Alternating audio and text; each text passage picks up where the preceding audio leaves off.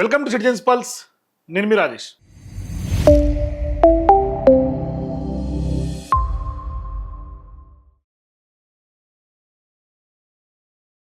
నిన్నటిదాకా పెద్ద ఎత్తున ఒకరిపై ఒకరు తిట్టుకున్నారు. ఎవరెవరు వాళ్ళిద్దరు? ఒకటి ముఖ్యమంత్రి తెలంగాణకు సంబంధించినటువంటి రేవంత్ రెడ్డి గారు, అట్లాగే తెలంగాణకు సంబంధించినటువంటి కేంద్ర మంత్రిగా ఉన్నటువంటి కిషన్ రెడ్డి. ఇద్దరు కూడా అనేక సందర్భాల్లో ప్రెస్ మీట్లు పెట్టి కౌంటర్ ఇచ్చుకున్నటువంటి సందర్భాలు ఉన్నాయి. ఇక రేవంత్ రెడ్డి గారు కిషన్ రెడ్డిని ఇరికిచ్చే ప్రయత్నం చేశారు, మెట్రోకు సంబంధించి కానీ లేదంటే ఇతరత్ర కేంద్రం సంబంధించినటువంటి ప్రాజెక్టుల విషయంలో. మరోవైపు కిషన్ రెడ్డి గారు కూడా రేవంత్ రెడ్డి గారికి ఇచ్చే ప్రయత్నం పదే పదే చేస్తూ ఉన్నారు.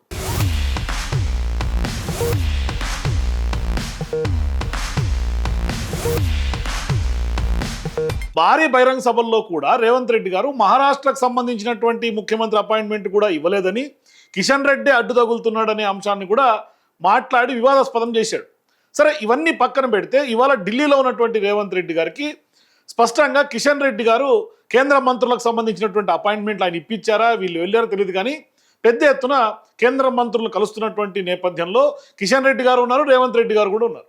సో దీని అసలు ఈ నెక్సెస్ మనం ఎట్లా అర్థం చేసుకోవాలి? రెండు బద్ధ శత్రువులుగా ఉన్నటువంటి పార్టీలు, ఒకటి కాంగ్రెస్, రెండు బీజేపీ. ఒకటి రాష్ట్రంలో అధికారంలో ఉంది, ఇంకోటి కేంద్రంలో అధికారంలో ఉంది.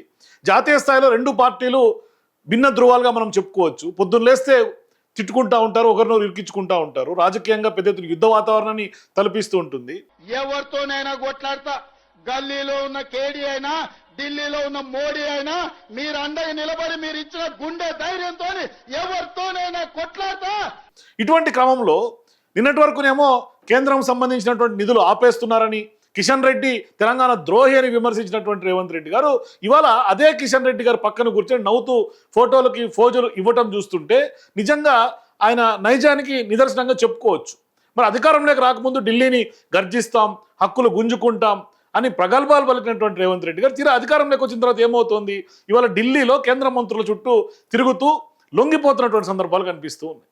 గల్లీలోనేమో బీజేపీ కాంగ్రెస్ కొట్టుకుంటున్నట్లుగా, తిట్టుకుంటున్నట్లుగా నటిస్తూ తెలంగాణ ప్రజానికాన్ని తప్పుదోవ పట్టిస్తా, తెలంగాణ ప్రజానికాన్ని కొంత మభ్యపెడతా, ఢిల్లీలో మాత్రం ఇద్దరు కలిసి చెట్టాపట్టలేసుకొని తిరగడం నిజంగా ఇవాళ తెలంగాణ ప్రజల్ని మోసం చేయడం కాదా అనేది ఇవాళ తెలంగాణ ప్రజలు చూస్తూ ఉంది. సరే, ఒకవేళ నిజంగా కేంద్ర మంత్రులతో లేకుంటే బీజేపీ అగ్రనాయకులతో కలిసి తిరిగితే కనీసం తెలంగాణకు ఏమన్నా ఫాయిదా ఉంది అంటే అది వేరు. కానీ అక్కడ ఏం ఒరుగుతోంది? కేంద్రం పైన, కిషన్ రెడ్డి గారి పైన రేవంత్ రెడ్డి గతంలో చేసినటువంటి ఆరోపణలన్నీ కూడా కేవలం రాజకీయ మైలేజ్ కోసమేననేది స్పష్టంగా అర్థమైపోతుంది. వాటిలో ఎలాంటి నిజం లేదని కూడా ఇవాళ జరిగినటువంటి ఈ యొక్క భేటీలు చూస్తుంటే తెలిపోతున్నాయి అన్నీ కూడా. నిజంగా తెలంగాణ ఒక బలమైనటువంటి రాష్ట్రం. ముఖ్యమంత్రిగా నేరుగా వెళ్ళి కేంద్ర మంత్రులతో నిధులు సాధించాల్సినటువంటి రేవంత్ రెడ్డి గారు పక్కన కిషన్ రెడ్డి సాయం ఎందుకు తీసుకోవాల్సి వచ్చింది ఇవాళ? ఇది ఆయన నాయకత్వ లోపానికి నిదర్శనం కదా, స్పష్టంగా కనిపిస్తోంది. మరి హక్కుల కోసం కొట్లాడతామన్నటువంటి రేవంత్ రెడ్డి గారు ఇప్పుడు ప్రాజెక్టుల కోసం కేంద్ర మంత్రుల ఆశీస్సులు కావాలనే స్థాయికి ఇవాళ దిగజారిపోయారు. వాస్తవానికి ఆయన స్థాయి తగ్గించుకున్నారు. ఇవాళ కిషన్ రెడ్డి గారు చాలా చాకిచక్యంగా రేవంత్ రెడ్డి గారిని అడ్డంగా ఇరికించినటువంటి పరిస్థితి వ్యవహారాల్లో. సరే, గతంలో బడే బాయ్ చోటే బాయ్ అని మాట్లాడినటువంటి రేవంత్ రెడ్డి గారు ఇవాళ ఏం చెప్తారు? మరి ఆయన మెరిసే జోడో అని డైరెక్ట్గా మోదీ గారే హైదరాబాద్కి వచ్చినప్పుడు తెలంగాణ సందర్భంగా ఆయన పర్యటనలో భాగంగా రేవంత్ రెడ్డి గారిని ఆ విధంగా మాట్లాడినటువంటి సందర్భాల్లో ఇవాళ గతంలో అనేక కేంద్ర మంత్రులు కలిశారు. ఈ మధ్యకాలంలో చూస్తుంటే కాంగ్రెస్ బీజేపీ నెక్సెస్, మరీ ముఖ్యంగా రేవంత్ రెడ్డి గారు బీజేపీ నెక్సెస్ ఒక్కసారిగా బయటపడుతున్నటువంటి సందర్భాలు ఉన్నాయి. ఒకటి, మూసీకి సంబంధించినటువంటి ప్రాజెక్టుల విషయంలో 83 ఎకరాలకు సంబంధించినటువంటి డిఫెన్స్ ల్యాండ్ విషయంలో కూడా రాజ్నాథ్ సింగ్ గారు ఇచ్చినటువంటి తాజా నివేదిక మనకు స్పష్టంగా అర్థమైపోతుంది. అంటే కేంద్రం కూడా రేవంత్ రెడ్డి గారి ప్రాజెక్టులు గ్రీన్ సిగ్నల్ ఇస్తుంది. అటువంటి సందర్భాల్లో మరి ఇక్కడ ప్రధానంగా రేవంత్ రెడ్డి గారికి సంబంధించినటువంటి మెట్రో కీలకమైనటువంటి డ్రీమ్ ప్రాజెక్టుగా మేము ప్రభుత్వ ఆస్తులు పెంచుతామని చెప్పినటువంటి రేవంత్ రెడ్డి గారికి ఇవాళ ఎందుకు కేంద్రం అడ్డుకు తగులుతోంది అంటే అక్కడ లోపమంతా రేవంత్ రెడ్డి గారి దగ్గరే ఉంది మళ్ళీ. అయితే ఇదే అంశంలో గతంలోనేమో బీఆర్ఎస్ ప్రభుత్వం ఉన్నప్పుడు కేంద్రంతో సఖ్యత లేకపోయినా ప్రాజెక్టులు ఆపలేదు. కానీ ఇవాళ రేవంత్ రెడ్డి గారు మాత్రం కిషన్ రెడ్డి గారిని కూడా కాకపడితే కానీ పనులు జరిగే పరిస్థితికి వచ్చినటువంటి పరిస్థితి. అంటే రాష్ట్రాన్ని ఆ దిశగా తీసుకెళ్లిపోయారు రేవంత్ రెడ్డి గారు. ఇది స్పష్టంగా కనిపిస్తుంది. ఇవాళ జరిగినటువంటి భేటీలో దానికి ఉదాహరణ. మరి ఎన్నికల ముందు ఢిల్లీలో గులాంగిరి చేయను అని చెప్పినటువంటి రేవంత్ రెడ్డి గారు ఇప్పుడు ప్రతి చిన్న ప్రాజెక్టు కోసం కేంద్ర మంత్రుల ఇళ్ల చుట్టూ ప్రదక్షిణలు చేస్తున్నారు ఢిల్లీలో. ఇవాళ ఢిల్లీకి ఎన్నిసార్లు వెళ్ళి అన్నిసార్లు కేంద్ర మంత్రులు కలుస్తున్నటువంటి పరిస్థితి. ఇవాళ రేపు కనుక ప్రాజెక్టులు రాకపోతే కిషన్ రెడ్డిని బలిపశం చేయడానికి రేవంత్ రెడ్డి గారు ఆయనను వెంటేసుకుంటున్నారు తప్ప ఇందులో రాష్ట్ర రాజకీయ ప్రయోజనాల కంటే కూడా రాజకీయ వ్యూహమే ఎక్కువగా కనిపిస్తుంది. ఈ రోజు విడుదల చేస్తావా లేదా కిషన్ రెడ్డి గారు 5 గంటల వరకు బ్యాంక్ ఉంటుంది. ఇది మొదటిది. రెండో ఫేజ్ 2కి 122 కిలోమీటర్లకు విస్తరణకు కేంద్ర ప్రభుత్వం 50% భాగస్వామ్యం తీసుకుంటారా తీసుకోదా? ఒకవేళ తీసుకోకపోతే మాకు ఎన్ఓసి ఇవ్వండి. హెచ్ఎంఆర్ఎల్ నుంచి మేమే సేమ్ అదే ఐఆర్ఎఫ్సి నుంచి సేమ్ లోన్ తెచ్చుకొని సేమ్ మెట్రో విస్తరించుకొని ప్రజలకు మెట్రోను అంకితం చేస్తాము. అయితే ఫర్ ఎగ్జాంపుల్ రేపు కనుక ప్రాజెక్టులు రాకపోతే ఈ భేటీలు కనుక సక్సెస్ఫుల్ గా ఒక కంక్లూజన్ తీసుకు రాకపోతే కిషన్ రెడ్డి గారిని మళ్ళీ బలిపశం చేయడానికి రేవంత్ రెడ్డి గారు ఈయనను వెంట పెట్టుకొని తిప్పుతున్నారు తప్ప ఇందులో రాష్ట్ర ప్రయోజనాల కంటే కూడా రాజకీయ వ్యూహమే ఎక్కువగా కనిపిస్తుంది. ఈవెన్ కేసుల విషయంలో కూడా బీజేపీని సిబిఐకి అప్పచెప్పి ఆయన చేతులు దులుపుకుంటున్నటువంటి పరిస్థితులు కనిపిస్తుంది. కాబట్టి ఇక్కడ కిషన్ రెడ్డి గారిని పక్కన పెట్టుకోవడం ద్వారా ఖచ్చితంగా తెలంగాణలో బీజేపీ ఎదుగుదలను అడ్డుకోవాలనేది కూడా రేవంత్ రెడ్డి పొలిటికల్ ప్లాన్గా కనిపిస్తుంది. కానీ ఈ ప్రాజెక్టులు కనుక వస్తే ఆ క్రెడిట్ అంతా మళ్ళీ బీజేపీ ఖాతాలోకి పోతుంది కదా అనే కనీసం చిన్న లాజిక్ని రేవంత్ రెడ్డి గారు మిస్ అయినట్టుగా కనిపిస్తుంది. గతంలో కిషన్ రెడ్డిని అసమర్థుడైనటువంటి రేవంత్ రెడ్డి ఇప్పుడు అదే అసమర్థుడిని భుజాలపైన చేతులు వేసి కేంద్ర మంత్రుల దగ్గరికి వెళ్ళడం ద్వారా తన సొంత అసమర్థతను ఒప్పుకున్నట్లుగా కనిపిస్తుంది వాళ్ళు రేవంత్ రెడ్డి గారి పరిస్థితి చూస్తుంటే. క్షేత్రస్థాయిలో కాంగ్రెస్ పార్టీ కార్యకర్తలు బీజేపీతో కొట్లాడుతుంటే సీఎం మాత్రం కిషన్ రెడ్డితో దోస్తీ చేయడం చూసి ఇవాళ నిజంగా క్యాడర్ తలలు పట్టుకుంటున్నటువంటి పరిస్థితి, ఏకంగా తలదించుకుంటున్నటువంటి సిచ్యువేషన్స్ ఉన్నాయి తెలంగాణలో. మరి నిలకడలేని రాజకీయం రేవంత్ రెడ్డి గారిది అన్నట్టుగా కనిపిస్తుంది. ఎందుకంటే సిద్ధాంతాలు, నైతికత ఇవన్నీ పక్కన పెట్టి కేవలం కాలం వెల్లదీయడానికి మాత్రం చేస్తున్నటువంటి ప్రయత్నంగా కనిపిస్తుంది. మరి ఢిల్లీలో ఇవాళ కేంద్ర మంత్రులు అశ్విని వైష్ణవ్, మనోహర్ లాల్ ఖట్టర్ ముందు తెలంగాణ ముఖ్యమంత్రి అభ్యర్థిగా కాకుండా ఒక సాధారణమైనటువంటి అర్జీదారుడుగా రేవంత్ రెడ్డి గారు కూర్చోవడం ఇవాళ రాష్ట్ర ఆత్మగౌరవానికి కూడా దెబ్బతీసేటట్టుగా కూడా కనిపిస్తుంది. నిజంగా రాష్ట్రంలో ఇవాళ ఖజానా ఖాళీ అయిపోయింది. ఇచ్చినటువంటి గ్యారంటీలు అమలు చేయలేకపోతున్నారు రేవంత్ రెడ్డి ప్రభుత్వం.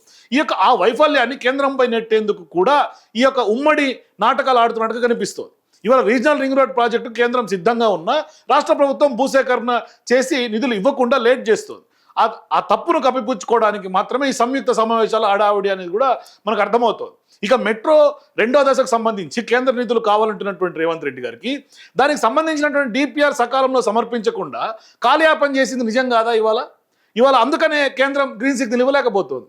అట్లాగే రాష్ట్ర వాటాకు సంబంధించిన నిధులు భూమి ఇవ్వకుండా రైల్వే ప్రాజెక్టులు లేట్ అవుతున్నాయి అంటే కేంద్ర మంత్రి అశ్విని వైష్ణవ్తో సమావేశమైన తర్వాత కేవలం ఫోటోల ద్వారా మెసేజ్ కొంత చేయాలని ప్రయత్నం చేస్తున్నారు, మేనేజ్ చేసే ప్రయత్నం చేస్తున్నారు తప్పితే అక్కడ ఏం ఫాయిదా కనిపించట్ల. తప్పు ఎవరి వైపు ఉందనేది క్లియర్గా అర్థం చేసుకోవాలి వాళ్ళు రేవంత్ రెడ్డి గారు. అట్లాగే కాంగ్రెస్ బీజేపీల మధ్య కూడా లోపాయకారి ఒప్పందం ఉందన్న దానికి ఇవాళ రేవంత్ రెడ్డి, కిషన్ రెడ్డిల ఆ పక్క సీట్లలో ముచ్చట్లే మనకు ప్రత్యక్ష నిదర్శనంగా కనిపిస్తుంది. మరి వాళ్ళ కేంద్ర నిధులు ఇవ్వట్లేదని తెలంగాణ సెంటిమెంట్ను రెచ్చగొట్టి ఓటు దండుకొని తీరా గెలిచిన తర్వాత అదే కేంద్రంతో రాజీ పడటం ఏంటో లోగొట్టు నిజంగా రేవంత్ రెడ్డి సార్కి అర్థం కావాలి.